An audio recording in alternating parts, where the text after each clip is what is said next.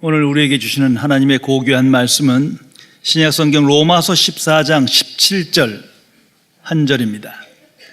제가 가진 성경으로는 258면에 기록되어 있습니다. 신약성경 258면에 기록된 로마서 14장 17절입니다.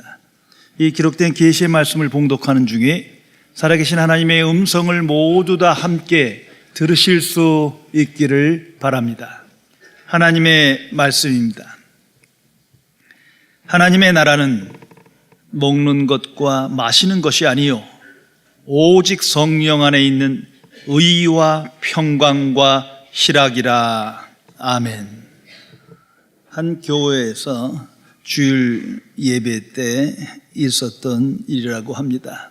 한참 설교를 하시던 목사님이 성도들에게 이렇게 말했습니다. 지금 이 시간 천국에 가고 싶은 분은 즉시 일어나 주시기 바랍니다. 그러자 모든 성도들이 함께 일어났습니다. 그런데 단 한 사람만이 그냥 자리에 앉아 있는 거예요. 그래서 목사님이 다시 그 성도분에게 물었습니다.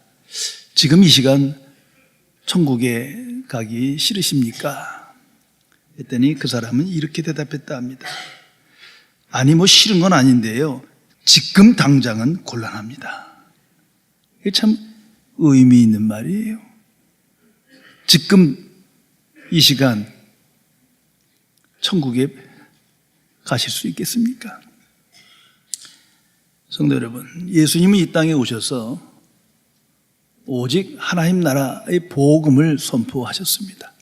그분이 전한 하나님의 말씀은 오직 하나님 나라임을 기억해야 합니다.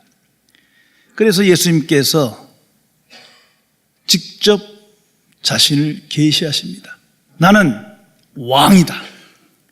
내가 왕이니라. 내가 하나님 나라의 왕이니라. 내가 이를 위하여 이 땅에 태어났고 이 세상에 왔느니라 말씀하셨습니다. 이걸 항상 기억해야 합니다. 우리가 예수님을 구주로, 구세주로 믿고 고백한다는 것의 정확한 의미가 무엇입니까? 그건 하나님 나라를 내가 믿는 거예요. 그리고 그 나라의 왕이 예수님인 거예요. 우리는 백성이에요. 그 왕의 말씀에 순종하고 왕을 따라갈 때 우리는 하나님 나라의 삶을 이 땅에서 살아가게 되는 겁니다.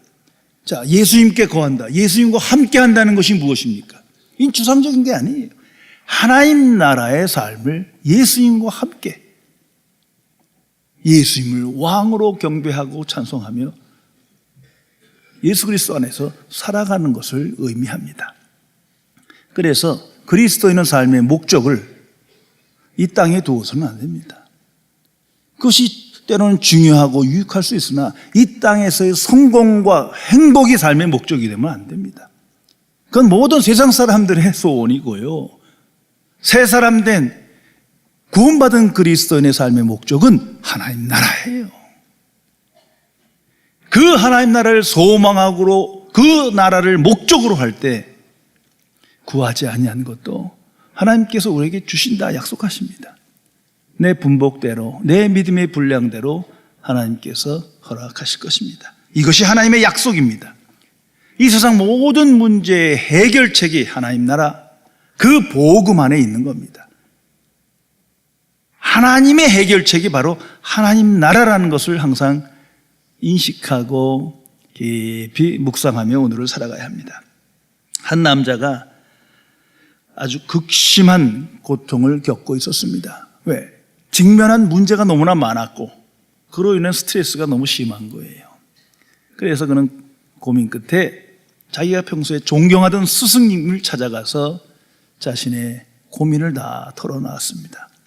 그때 이 스승님이 이에게 갑자기 이렇게 말합니다. 너 저기 가서 굵은 소금과 물 한 대접을 가져와라. 가져오니까 그 소금을 한 줌 그 그릇에다가 집어넣고 휘휘 전 다음에 이거 마셔라. 그래서 마셨어요. 그러더니 웃으면서 물맛이 어떠냐 묻더랍니다.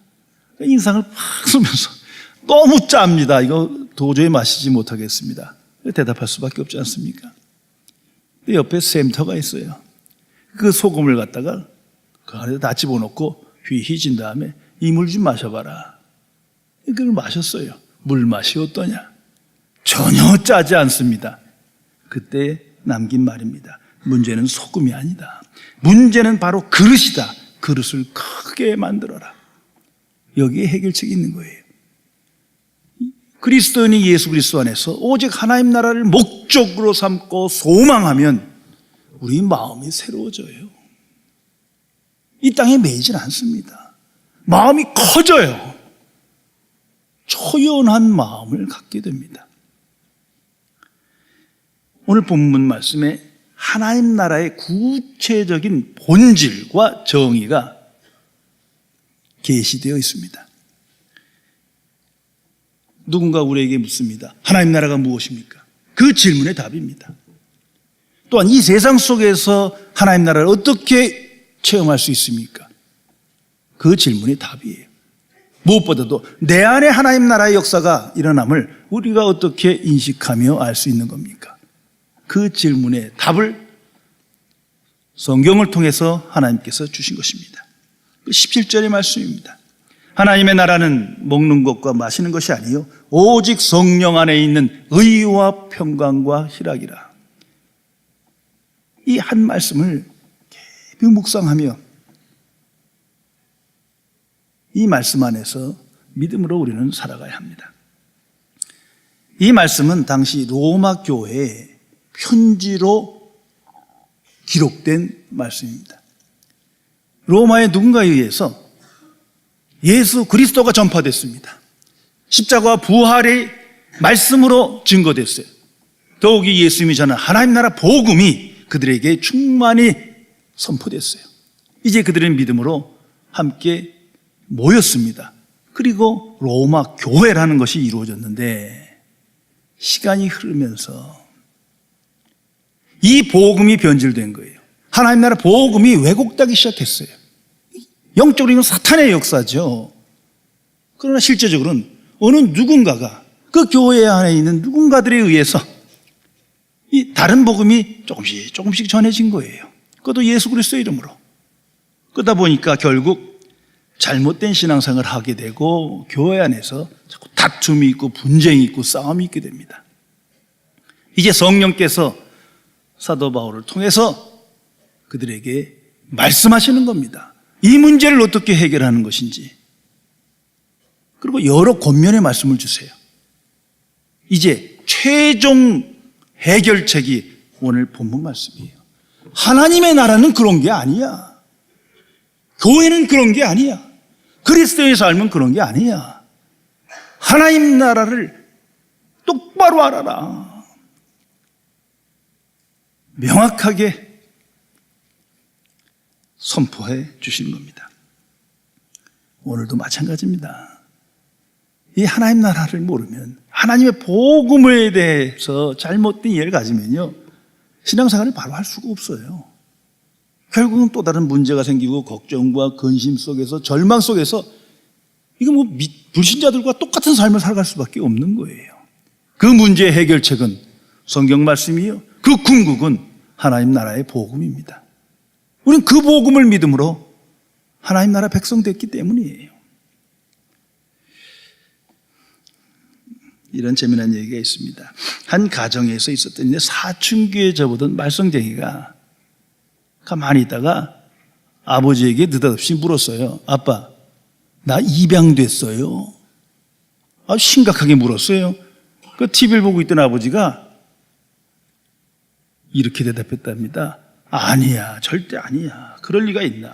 입양했다면 내가 너를 골랐을 리 있겠냐. 그러더래요. 우리가 잘났든 못났든 성공했든 실패했든 인격이 있든 없든 우리는 믿음으로 하나님 나라 복음을 믿음으로 하나님 나라 백성 된 거예요. 이 정체성을 잃어서는 안 돼요. 교회의 선포, 교회의 교회됨은 오직 하나님 나라 복음 안에 있는 겁니다. 그렇지 않으면요, 항상 분쟁이 있고 다툼이 있고 무관심과 비난이 있을 뿐입니다. 그래서 오늘 성경은 말합니다. 하나님의 나라는 먹는 것과 마시는 것이 아니다. 이게 먼저 주신 말씀이에요. 왜? 아니다를 먼저 알아야 분별하거든요. 오늘 이 현실 속에서 우리가 하나님 나라를 잘못 알고 있기에 그 아니다를 그 삶 속에서 분명히 알아야 진짜 하나님 나라가 뭔지를 분별할 수 있어요. 더 이상 속지 않기 위해서, 유혹받지 않기 위해서, 이건 성경의 논리예요. 하나님의 논리입니다. 분별이란 아니라부터 먼저 알아야 돼요. 그래서 먼저 기록됩니다. 비본질적인 걸 분별하여 본질에 집중케 하기 위해서 말합니다. 하나님 나라는 먹고 마시는 게 아니다. 이게 무슨 말입니까? 하나님 나라는 눈에 보이는 것도 아니요, 세상적인 것이 아니요, 물질적인 것이 아니란 말이에요. 구체적으로는 로마 교회의 문제가 이 로마서 14장에 보면 잘 기록되어 있습니다. 이 먹는 문제예요. 먹고 마시는 고기 문제. 이 오늘 상황에서는 이해가 안 되지만 그 당시엔 냉장 기술이 없어요. 정말 소 한 마리 잡으면 이거 1년에 한 번 맛을 볼까 말까 한 뭐 그러한 상황이에요. 자, 그런데 그 당시가 종교다원주의 시대고 수많은 종교와 우상이 있었는데 제물로 이 고기가 쓰인 거예요. 그리고 그것이 그 제사 후에 시장에 유통됩니다. 일반 사람으로는 어떤 게 제물이 바친 고기인지 아닌지를 알 수가 없어요. 그런 시대 상황에서 이제 문제가 되는 거예요. 이 교회 안에서 너 우상제물 고기 먹었지? 내가 사는 거 봤어. 먹는 거 봤어. 어떤 사람은 안 먹었어. 그리고 어떤 사람은 그거 먹으면 어때? 하나님이 주신 걸로 알고 감사한 마음을 먹으면 되지. 그것이 믿음이지. 무슨 그런 율법적 관점에서 이러고 서로 오름으로 다투기 시작해요. 다 일리 있어요. 이제 말합니다. 먹고 마시는 것이 아니다. 이런 비본질적인 게 아니다. 물론 그런 것이 중요할 때가 있지만 하나님 나라는 그런 게 아니거든요. 이런 율법적 판단으로 스스로의 오름으로 판단하지 마라. 이 말씀입니다. 모든 것이 하나님께 주신 선한 거예요. 감사한 마음으로 먹으면 문제가 안 돼요. 그러나 믿음이 약한 사람은 시험받고 또 어떤 사람은 이것 때문에 유혹받고 근데 사실 이게 비본질인데 이게 본질이 돼버린 거예요. 성도 여러분, 하나님 나라는 경제 문제도 아니요 환경 문제가 아닙니다. 그것이 중요하지 않다는 게 아니에요. 그것이 본질이 아니라는 거예요. 하나님 나라 백성 됐다고 예수 잘 믿는다고 하나님께서 부와 건강과 성공을 약속한 게 아니에요. 그게 필요 없다는 게 아니라 그게 약속이 아니라는 거죠. 정치 문제도 아니에요. 사회 문화 제도 문제가 아니에요. 하나님 나라를 잘못 이해하면 자꾸 세상을 바꾸려고 그러고 세상을 개선하고 개혁하려고 이 운동을 해요. 오늘도 교회가 하고 많은 목회자와 그리스도인들이 그런 일을 합니다. 이게 하나님 나라를 몰라서 그러는 거예요. 그 안에서는 다툼과 싸움이 있을 수밖에 없어요. 이 모든 것이 비본질적인 건데 그것이 아무리 좋다 하더라도 이건 본질이 아니에요. 자, 예수님으로 돌아가세요. 예수님 당시에 노예제도는 이 세상에서 가장 악한 제도예요. 그런데 그거 언급하지 않으세요. 그거 폐지하려고 운동하시지도 않았어요. 이분은 하실 수 있는 분인데 아니, 이건 비본질이에요. 경제 문제, 정치 문제 비본질적인 거예요. 하나님 나라, 이게 더 중요한 것, 이 모든 문제를 해결할 가장 중요한 것을 그 하나님의 뜻을 이 땅에 선포하시고 나타내시기 위하여 오신 분이거든요. 하나님 나라의 가장 큰 적은 분명히 기억해야 합니다. 세상과 종교예요. 종교는 항상 윤리적이고 도덕적 가르침이 기초하거든요. 이런 세상의 상식과 종교적 교훈이 교회로 들어오면 조금씩 복음이 파손돼요. 완전한 복음이 파손돼요. 여기서 문제가 됩니다. 그래서 예수님께서 마태복음 23장 24절에 보면 그 당시 종교 지도자를 향해서 이렇게 말씀하세요. 맹인된 인도자여, 하루살이는 걸러내고 낙타는 삼키는도다. 열심히 성경을 보고 가르치고 하나님의 일을 하고 안식일 지키고 율법을 지키고 경건한 생일 따라가지만 이게 경건한 모양은 있고 능력은 없어요. 비본질은 힘쓰는데 본질이 없어요. 하루살이는 지키는데 낙타는 잊어버려요. 작은 거에 매여서 옳고 그름을 따지는데 큰 것을 잃어버렸어요. 이런 역사가 교회 안에, 기독교 안에, 우리 안에 계속 벌어집니다. 이게 한국뿐만 아니라 기독교 역사를 보면요, 제일 문제가 된 게 술, 담배, 그리고 제도예요. 이 한국처럼 교단이 갈라진 거 참 보기 드물어요. 이거 왜 갈라졌냐? 이 하루살이 때문에, 비본질 때문에, 술, 담배, 제도 때문에, 이것 때문에 피튀게 싸우면서 갈라져요. 아니, 어떻게 감히 하나님의 교회를 이렇게 쪼개나? 보세요. 하나님 나라는 온데간데 없어요. 하나님의 복음도 온데간데 없어. 자꾸 그 눈앞에 보이는 현실의 문제로 이게 본질이 돼버려서 갈등하고 싸우는 거예요. 그것이 성경, 그 초대교회도 있었던 일입니다. 그래서 하나님 나라는 먹고 마시는 것이 아니다. 세상적인 것이 아니다. 물질적인 것이 아니다.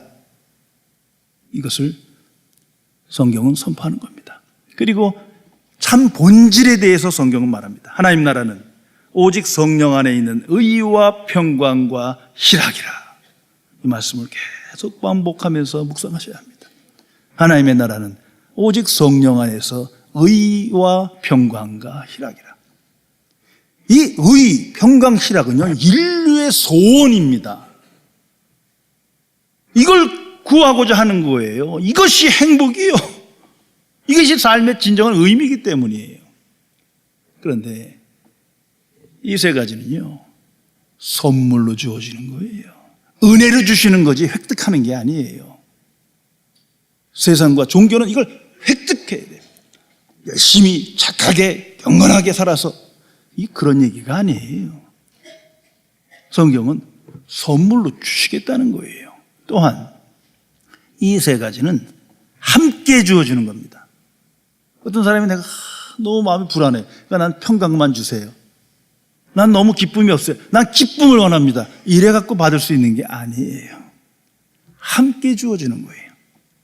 동시에 여기엔 질서가 있어요. 영적 질서, 우선순위가 명백합니다. 먼저가 의예요. 의를 얻어야 그 다음에 평강이 와요. 그리고 기쁨이 와요. 그래서 예수님께서 말씀하지 않습니까? 너희는 먼저 하나님 나라와 그의 의를 구하라. 이건 하나님의 절대 법칙이에요. 이 은혜를 주시는 자의 우선순위입니다. 먼저는 의입니다. 이 의는 인간의 의가 아니에요. 각자의 옳음이 아니에요. 이건 하나님의 의를 말합니다. 무엇보다 분명한 건 하나님 나라의 의가 없으면 하나님 나라에 들어갈 수가 없어요. 불의한 자는 하나님 나라에 들어갈 수가 없느니라. 하나님의 의 안에서 거룩하신 하나님 앞에서 각자의 옳음을 살펴보세요. 모두가 죄인인 거예요. 여기로부터 해결책이 있는 거예요. 저도 이 기독교 안에 여러 일을 같이 의논도 하고 하다 보면요, 정말 아닌 사람도 있어요. 정말 나쁜 놈 같은 그런 사람도 있어요. 분노도 하지만 하나님 나라를 생각하면서 하나님의 의 앞에서 생각하면요, 다 똑같더라고요. 다 죄인인 거예요. 하나님 보시기에 그렇다는 거예요. 여기로부터 새롭게 문제를 해결하는 지혜를 얻게 되는 겁니다. 무엇보다도 하나님의 의는 예수 그리스도 안에 나타난 십자가를 통해서만 얻을 수 있는 거예요. 오직 예수님의 피 흘림, 십자가의 역사 안에 하나님의 의가 나타났다. 성경은 말씀합니다. 이것이 복음이에요. 복음에는 하나님의 의가 나타났다. 굉장한 선언입니다. 그 의를 오직 믿음으로 내가 받은 거예요. 이건 신학적으로 전가된 의라고 말합니다. 내가 노력해서 만든 내재된 의가 아니라 십자가에 나타난 하나님의 의가 믿음으로 내게 전가되었어요. 이렇게 하나님께서 약속하시고 선물로 주신 거예요. 이제 믿음으로 그 의를 내가 받았을 때 우리 안에 즉시 경험됩니다. 자유예요. 죄의 속박에서부터, 세상으로부터, 사망의 권세로부터 자유케 되는 거예요. 그래서 불신자들을 향하여, 특별히 타인들을 향하여 긍휼한 마음을 갖게 됩니다. 내가 아무 자격 없이 하나님의 긍휼로, 은혜로 의롭다 칭함을 받았거든요. 하나님 나라 백성 됐어요. 이제 그 인간의 의를 가지고 저거 나쁜 놈 무슨 어쩌고저쩌고 정죄하지 못해요. 오히려 하나님의 의를 나타내기 위해서 내가 받은 하나님의 은혜와 긍휼을 그들에게 전하고 증거하게 됩니다. 여기에 오늘의 문제 해결점이 있다는 것을 성경은 우리에게 알려주고 있는 겁니다. 또한 평강, 이 피스예요. 화평 또는 평안을 말합니다. 이 또한 세상으로부터 온 게 아니에요. 평안한 환경, 좋은 물질적 유익, 소유가 주는 안정감, 이런 얘기가 아니에요.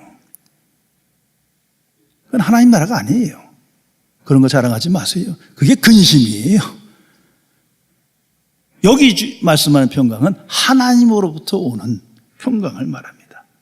이제 한번 질문해 보세요. 왜 나는 안정된 집에 있고 행복할 만한 그런 소유가 있음에도 불구하고 왜 불안하고 염려와 근심 속에 살아납니까? 답은 하나예요. 내 마음에 평강이 없어요. 왜 나는 조급하고 쉽게 분노합니까? 아무리 그런 일이 있다 하더라도 내 마음에 평강이 없어요. 내 마음에 평강이 있으면 그렇게 대하지 않을 거예요.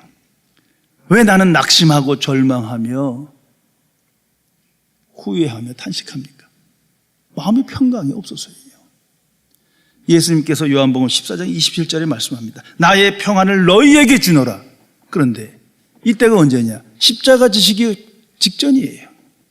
십자가의 피 흘림, 고통, 죽음을 지금 직면하시면서 예수님이 말씀합니다. 제자들에게, 벌벌 떨면서 두려워하는 그들에게, 낙심하는 그들에게 말합니다. 내 평안을 너에게 주노라. 이것이 기독교예요. 예수님은 그 평강을 누리고 있었던 거예요. 왜? 하나님 나라의 왕이니까, 하나님 나라의 삶을 지금 살고 계시니까 성령께서 주신 거예요. 그래서 말씀합니다. 내 평안을 너에게 주노라.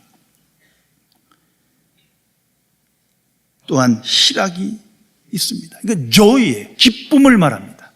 이 또한 세상에서 주는 기쁨이 아니에요.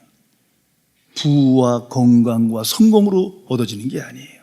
많은 가끔 가다 보면 물론 말실수긴 하겠지만 자랑이 앞서서 그런 거예요. 하나님의 은혜로 땅을 샀더니 2배가 됐다나, 주식을 했더니 뻥 튀었다나. 이건 그리스도인의 말이 아니죠. 이걸 너무너무 기뻐해요. 그 사람은 아직 하나님 나라의 기쁨을 맛보지도 못한 거예요. 이건 하나님 나라의 기쁨을 말하는 겁니다. 또한 이건 긍정적인 생각이 주는 유익이 아닙니다. 절대 아닙니다. 오늘도 교회에서 스스로에게 말을 하라, 복될 것이다, 기쁠 것이다, 자꾸 좋게 생각해라. 이거 기독교 아니에요. 착각하지 마세요. 약간의 유익은 되지만 그런 문제가 아니에요. 이것은 오늘 성경 말씀대로 하나님 나라가 주는 기쁨이에요. 더 정확히 말하면 의와 평강이 주는 기쁨이에요. 의가 먼저 오고, 그럴 때 내 마음에 평안이 있을 때 하나님의 기쁨이 내게 임하는 것을 말합니다. 그래서 구원받은 그리스도인은 먼저 예수님의 십자가 앞에서 기뻐합니다. 왜? 나 같은 구제불능한 죄인이 죄사함을 받는 순간이, 그 약속을 믿음으로, 그 의가 내게 오므로 마음의 평강과 함께 기쁨이 임하는, 바로 이것을 말하는 거예요. 정말 하나님 나라를 믿을 때 내가 나 같은 불의한 자가 하나님 나라 백성 됐어요. 얼마나 기쁩니까? 하나님 나라의 그 약속, 기업, 영광을 정말 내가 믿으면 얼마나 기쁘겠어요. 그러한 기쁨을 성경은 말하는 겁니다. 성도 여러분, 이 편지를 쓴 사도 바울을 한번 생각해 보세요.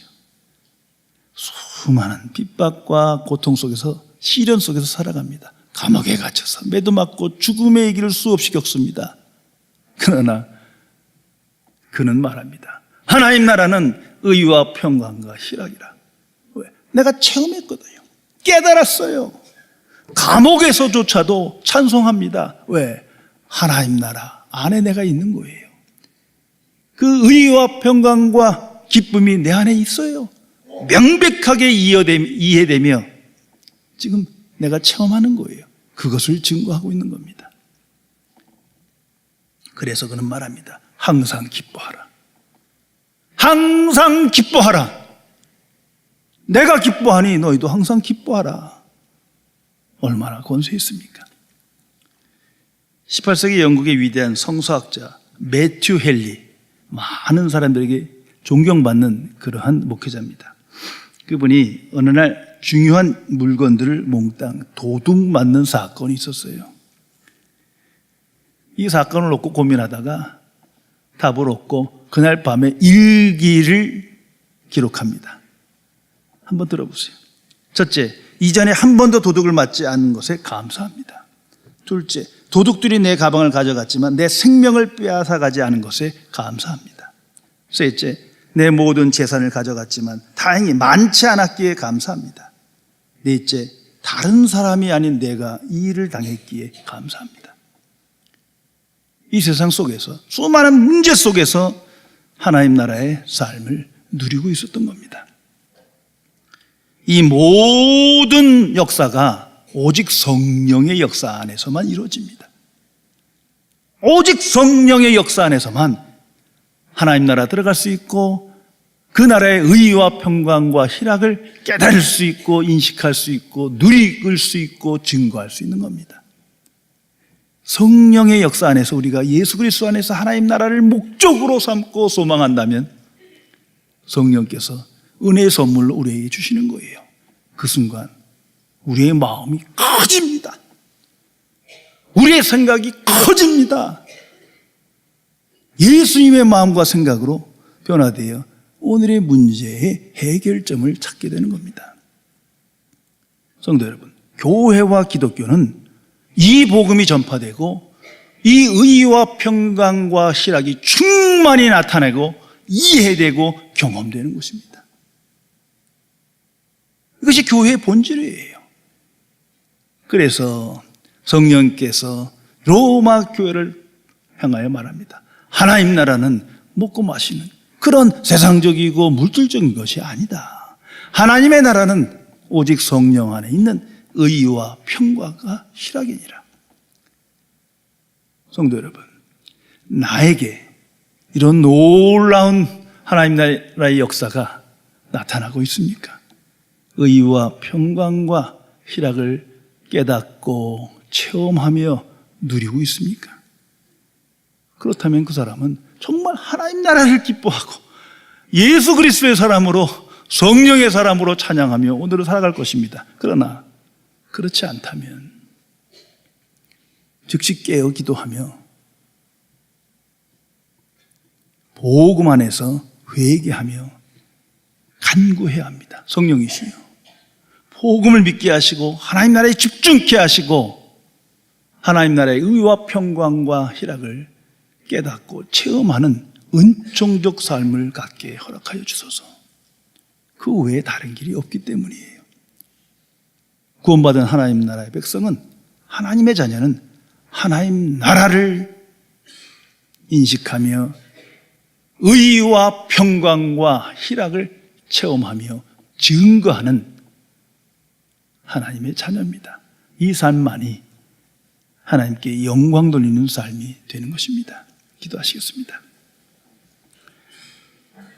전지전능하신 하나님 아버지, 이 어두운 세상에 불의한 자로 후회와 낙심과 전멸망과 염려와 두려움 속에서 반복된 삶을 살아가고 있지만 예수 그리스도 안에서 하나님 나라 복음을 믿음으로 하나님 나라를 영접케 하시고 믿게 하시사 성령의 역사 속에서 의와 평강과 희락을 깨닫고 체험케 하심에 진심으로 감사드립니다. 주가 부르시는 그날까지 오직 성령의 역사 안에서 이 놀라운 천국 보화가 우리 안에 나타나며 이 일을 기뻐하며 하나님 나라의 증인으로 하나님께 영광 돌리는 삶을 살아갈 수 있도록 우리를 지켜 주옵소서. 우리 주 예수 그리스도의 이름으로 간절히 기도드리옵나이다. 아멘.